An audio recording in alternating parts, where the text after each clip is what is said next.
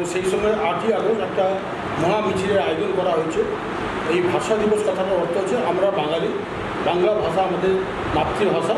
সেই ভাষাকে ভারতবর্ষের বিভিন্ন রাজ্যে যেভাবে নিপীড়িত হচ্ছে মানুষ এবং তাদের যেভাবে নির্যাতন করা হচ্ছে, তার প্রতিবাদে আমাদের মাননীয় মুখ্যমন্ত্রী শ্রীমতী মমতা বন্দ্যোপাধ্যায়, আমাদের জেনারেল সম্পাদক সম্মানীয় অভিষেক ব্যানার্জি যে ডাক দিয়েছেন, সেই জন্য আমরা ওল্ড দীঘা থেকে নিউ দীঘা পর্যন্ত আমরা 10,000 লোকের মহামিছিল করব এবং আমাদের উপস্থিত থাকবেন সম্মানীয় বিধায়ক অখিলগিরি মহোদয়। সেই দিনকে আমরা ঘোষণা করেছি ওল্ড দীঘা অশ্বত্থতলার মাঠ, পুরনো বাস স্ট্যান্ড যেটা, সেইখান থেকে আমাদের পদযাত্রা হবে এবং এই পদযাত্রা যাবে দীঘা জাহাজবাড়ি পর্যন্ত। ভাষা আন্দোলনের দীঘা চলোর যে ডাক, সে একইভাবেই আন্দোলনটা আমরা চালিয়ে যেতে চাইছি। বিশেষ করে গতকাল তৃণমূলের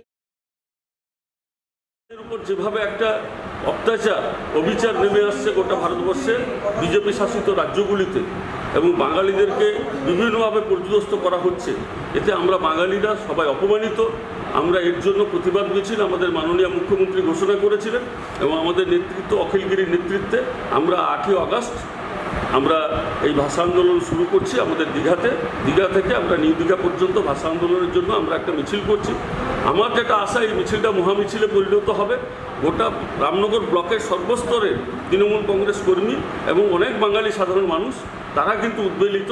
এই